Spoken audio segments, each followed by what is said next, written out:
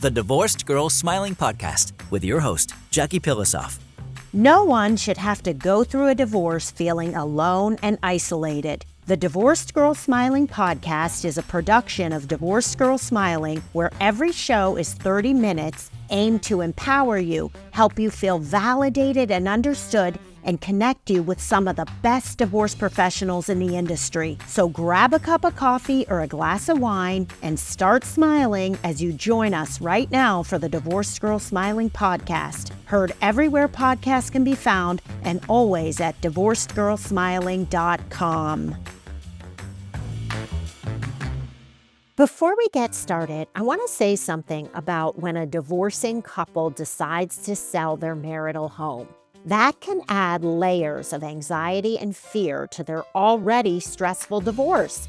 Because the divorce is the reason they're selling, often homes need improvements and renovations. So when I heard about Renovation Sells, a nationwide company that will assess your home and then quickly design and construct a high-quality remodel, I felt like these guys were problem solvers. I'm talking about the company Renovation Sells. They are a fast, high-end home renovator that will renovate a room or more rooms, whatever you need to either sell your home or you may end up wanting to stay in it because it looks so good.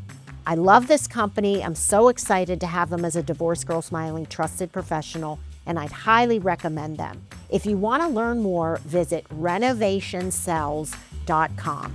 I also want to tell you about a wonderful divorce lawyer in North Carolina. Her name is Teresa Vieira, and Teresa is awesome. She has been a divorce attorney for several years. She founded her firm, Modern Legal, and she truly is dedicated to helping people through divorce, either through mediation, collaborative divorce, or if you need to litigate. If you want to learn more about Teresa and Modern Legal, you can visit modernlegalnc.com. I also want to tell you about a wonderful divorce mediator named Melissa Wheeler-Farrig. Melissa is a former litigation attorney turned mediator and negotiation coach. She's the founder of her practice, High Vibe Mediation, and the host of her podcast, High Vibe Divorce Podcast. Melissa is so trustworthy. She's so smart.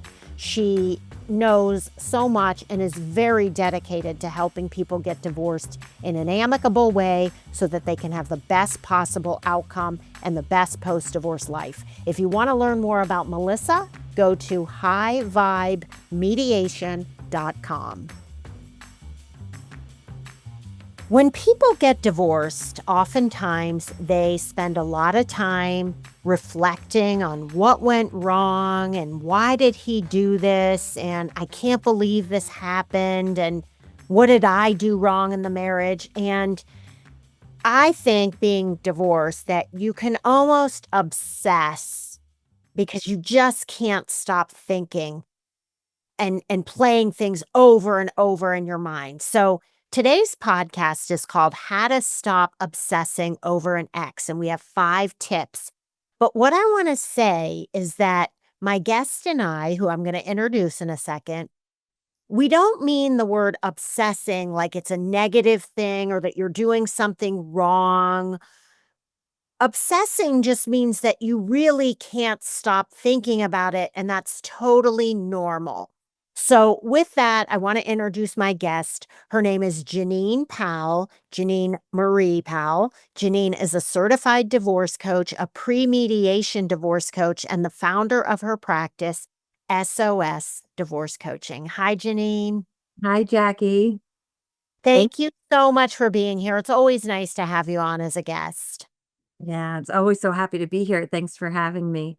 And I'm so glad that in your introduction, you just clarified what we mean by obsessing about our ex, because I think when we are newly divorced or even a year past our divorce, we do spend a lot of time thinking about our ex.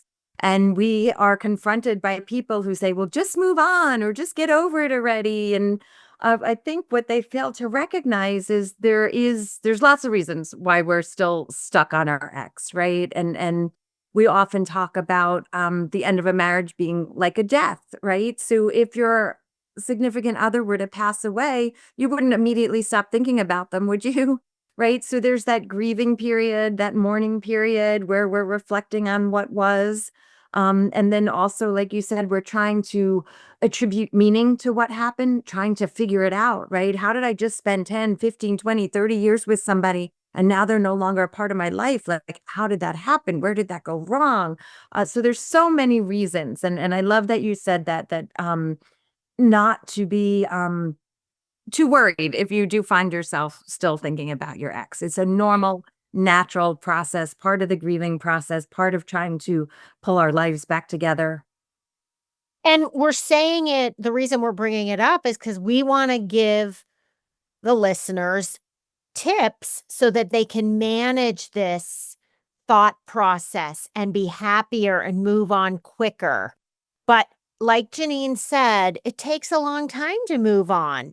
Even if you were with someone, even for just married for a few years, that's if you married the person, it was a big deal to you in this relationship. So let's start. Have 5 tips for breaking out of the X zone and setting the stage for a happy relationship in the future. So, Janine, your first tip is make a list of men that you like and admire. How does that help? Yeah. Well, I think that's so important because if we are the ones that were heartbroken or when we're sad, I hear so many of my clients say things like, oh, all men are the same. They're all the same. And they feel just defeated and discouraged. And recognizing just because your marriage may not have worked out, that doesn't mean that there's no other good potential partners for you out there. So I like to get away from that, that hate when we just kind of clump everybody in the same category. So I think it helps to take a look at what men are in our lives that we can look up to, that we respect, and recognize that there are, like I said, other good men out there, and what qualities the men that is it our father, our uncle, our sons, our coworkers, our colleagues, and think about, what does make a good man, right? Is that And how about even like your friends' husbands? Not that you're trying to steal your friend's husband, but like, here's what you like about him. And here's the man next time around that I want to be with, someone who's this and this and this. And I'd also say make a list of things that disgusted you about your ex, and you're going to feel a lot better about the divorce. And you're not going to be obsessing. You're going to be so happy that you decided to either get divorced or that he left you. Yeah. And I love what you said, recognizing the attributes that draw you into, to somebody so that you can look for those things if and when you're ready to date, right? Oh, it would be really nice to be, with somebody who could make me laugh, or somebody who's a good listener, or somebody who shares similar values. So I think it's really important, like I said, to look at the people who are already in our lives and what we can learn from them. Yeah. Great point. And before we move on to the next one, I want to talk about some of the things I've heard from women. And Janine, tell me if you've heard this too. I know you're going to say you have. One, they had an ex-husband who never wanted to do anything, didn't have any hobbies, didn't have any desire to travel or do anything fun. The next thing I hear is he never cared about listening to my career, my dreams, my passion, whether it was volunteering or a job or having your own business, or the husband made fun of the wife who had her own business and said like, "Oh, whatever, that's just your cute little business."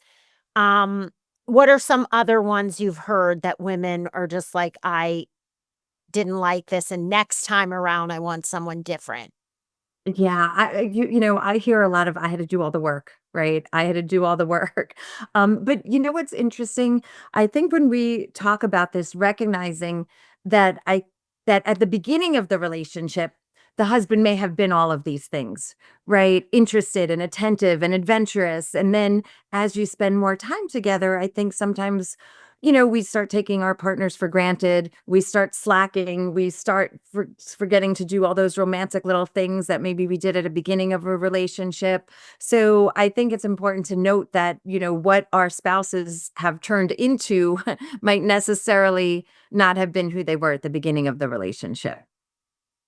You're listening to the Divorced Girl Smiling podcast. My name is Jackie Pilosoff, and I'm your host. Today, we're talking about how to stop obsessing over an ex. We have 5 tips. My guest is certified divorce coach and pre-mediation divorce coach, Janine Marie Powell, founder of SOS Divorce Coaching. And by the way, if you like what you're hearing and you want to have a consult with Janine, go to sosdivorcecoach.com. We're going to take a short break, and when we come back, we have 4 more tips. We'll be right back. Do you live in Indiana and you're looking for a divorce attorney? If so, I would highly recommend Erica Spira. Erica is a divorce attorney and a mediator and the founder of Spira Law. She's been a divorce lawyer since 2013, and she calls herself a peacemaker. Erica is so dedicated to alternative dispute resolution, i.e., mediation, great co-parenting relationships. Erica cares about kids and families, and she doesn't want to drain your bank account through unnecessary litigation. I love Erica. I really trust her. If you want to learn more, visit SpiraLawPC.com. I also want to tell you about a wonderful divorce mediator. Her name is Leah Hadley, and Leah is the founder of Intentional Divorce Solutions. So Leah has also been through a divorce. She's been doing mediation for several years. She's also a financial advisor. So Leah's a really good mediator for you if you have a complex financial situation, maybe a business together. She really shines in complex financial situations. Love Leah, really trust her. If you want to learn more, you can find her at intentionaldivorcesolutions.com. And you can find both Leah and Erica in the Trusted Professional section of Divorced Girl Smiling. Welcome back to the Divorced Girl Smiling podcast. My name is Jackie Pilosoff, and I'm your host. And today, my guest is Janine Marie Powell. Janine is a certified divorce coach, pre-mediation divorce coach, and founder of SOS Divorce Coaching. Janine and I are talking about how to stop obsessing over an ex. We have 5 tips. But again, I said this at the beginning of the podcast. I'm saying it again. We're not saying obsessing in a negative or judgmental way. This is normal. It's understandable. You are just probably spinning, wondering what went wrong, and replaying things in your head over and over again. And we're going to help you stop doing that. Janine, how long have you been a divorce coach? Almost 4 years. 4 years, and she also got divorced. I just want to give people perspective. We're not just 2 people here giving you advice on what to do. We live this. Please, there was nobody more obsessed than me. I probably questioned myself, had self-doubt. What's wrong with me? Why couldn't I make this work for way longer than I should have? Okay, next tip that we have for you is realize your own power.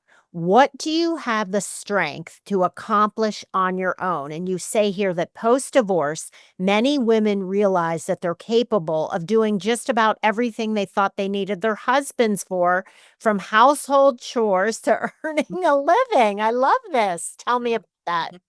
Well, I think that's so true. And again, it often varies depending on the length of our marriage. But when you're in a marriage, usually you have separate roles, right? You take care of certain things in the household, and your husband might take care of other things in the household. And I think there's so much fear when we get a divorce, like, oh my gosh, how am I going to do this alone? How am I going to do certain things that I haven't had to do for the past however many years?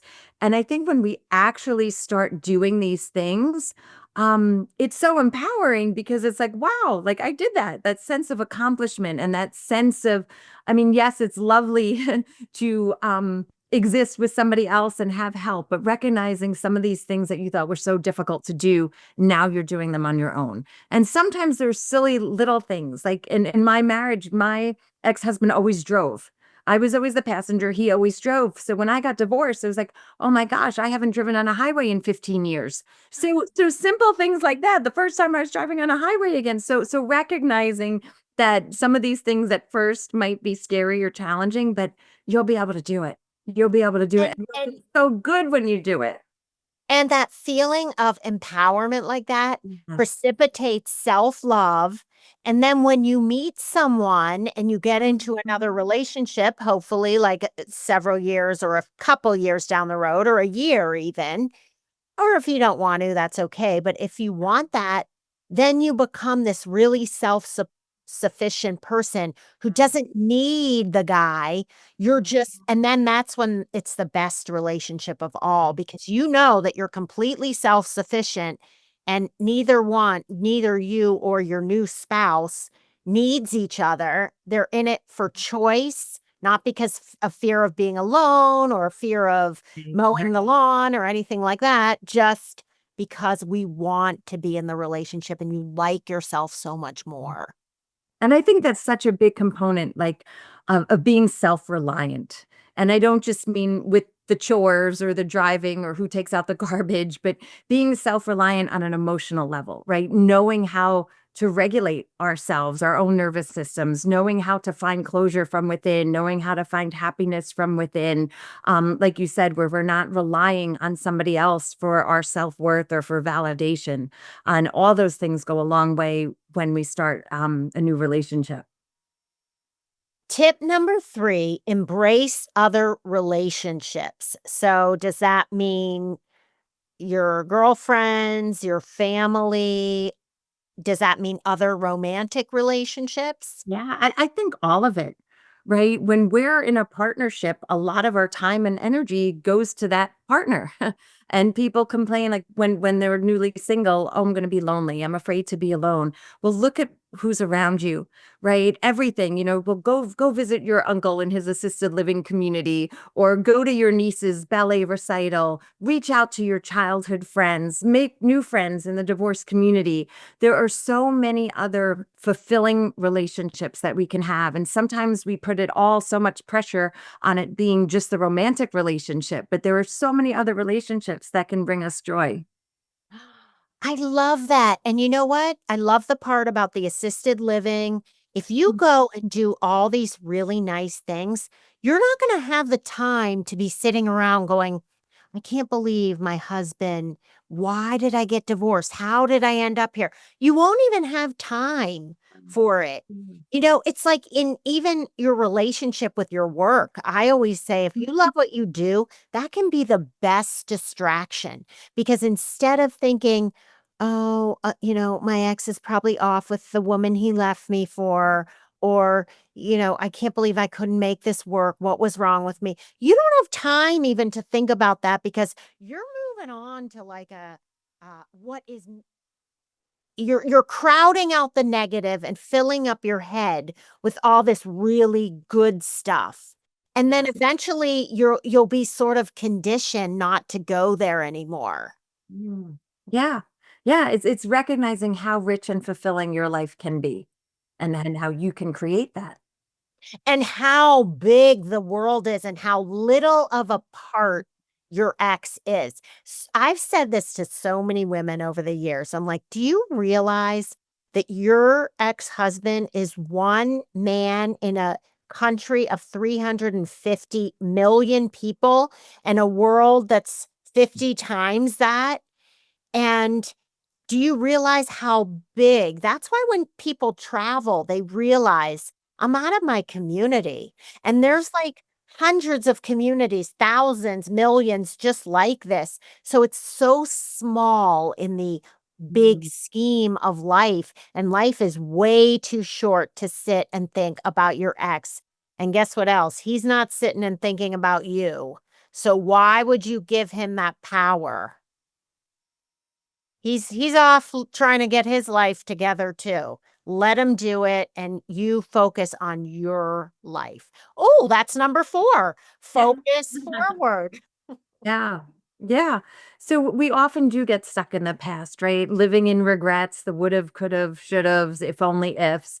And to move on from that, right? And how can we look at our relationship as growth to move us forward, right? Because there are so many lessons that we learn from relationships in general, and especially when a relationship doesn't work. What do we learn about ourselves, right? So much focus is on our ex, but what did we learn about ourselves? What's our love language? What's our attachment style? How do we approach conflict? How do we communicate? What is true about ourselves as a partner? So if we can use this relationship as such a you know, springboard for personal growth and reflection and ownership, there's so much we can learn from it.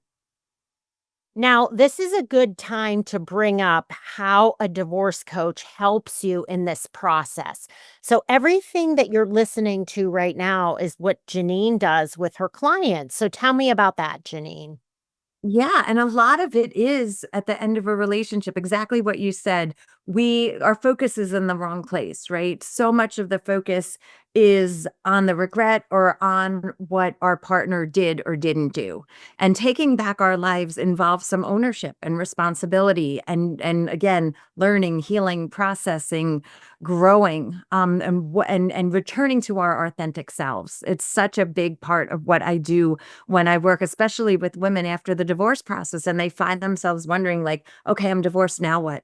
Like, who am I? Where do I begin? So much of my life was based upon this relationship, right? I identified so much as a wife or as a mother, and who am I now? So it's a lot. And how am I who am I knowing now that, I can't trust a man because I can't trust my ex, or I was betrayed. How am I gonna get over that? I bet you, Janine, tell me if I'm right, that a lot of people come to you and be like, I'm really lonely and I really wanna meet someone. And I would think as a divorce coach, they walk out of there thinking, wow, well, I just learned that I need to get myself together and figure out what makes me happy. And the relationship is then just going to come because I'm not going to be thinking that that's my only purpose in life is to be married again or something like that. It's so true. It's that relationship with self, right? Returning to self, getting back to our authentic self. So many times in relationships, we abandon or betray ourselves, right? So getting back to who we are, getting clear in our mind, the relationship we want to have with ourselves and then thinking about the relationships we want to have with another. Okay, last tip. I love this. Have a goodbye party, a Yeah. meaningful ceremony to say goodbye to your past life with your ex, or a ritual or a celebration almost. Not that you're jumping up and down with excitement because you're getting divorced, but you're almost symbolically letting go. Yeah.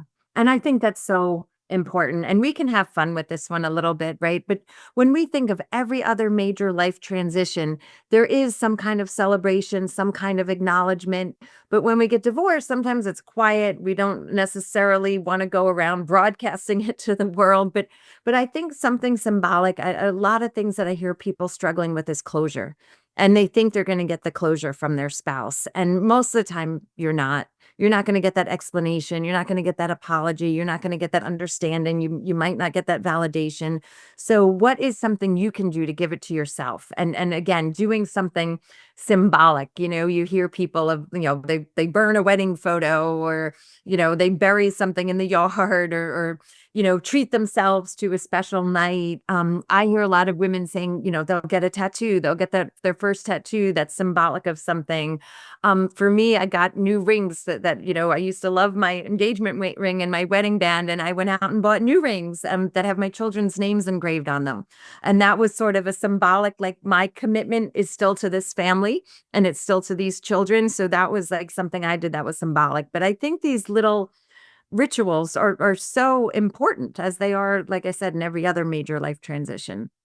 Oh, I just love that. I wanna tell the listeners that I was actually on a retreat last, fall in Mm. Greece. I went with Hannah McKittrick from My Intuitive Health. Would love to give her a shout out, myintuitivehealth.com. She plans retreats. And we went to Greece, and one of the rituals that we did was we had a bonfire and she had us write down everything we want to let go of. And we all like did some ritual things. And then you could say what it was if you wanted, or you could keep it to yourself. And then we threw the paper into the fire. And so I'm telling my listeners this, feel like you want to do that, get a bunch of girls together and do it all together. Maybe get a bunch of divorced women or even married women who want to get rid of some of their baggage. Just because somebody's happily married doesn't mean they don't have baggage from something else. So you could have a goodbye to anything toxic in your life party. And you could invite people, and like it could be like their boss who they can't stand. Throw them in the fire and just move on. So And I think we're such visual beings, and also the act of anytime we journal or write something down, it sort of gets out of our head onto the paper, right? And then, like you said, that act of release, right? What do we need to release? What are we still carrying with us that we no longer need to carry? Janine, I just love it. Thank you so much for being on the Divorce Girl Smiling podcast. Thank you, Jackie, for having me again. And to my listeners, you can find Janine at sosdivorcecoach.com. You can also find her in the trusted professional section of Divorced Girl Smiling, which is divorcedgirlsmiling.com. You can go there also to listen to more podcasts, read articles, or sign up for my free consult. Thank you so much for listening, everyone. We'll talk to you real soon.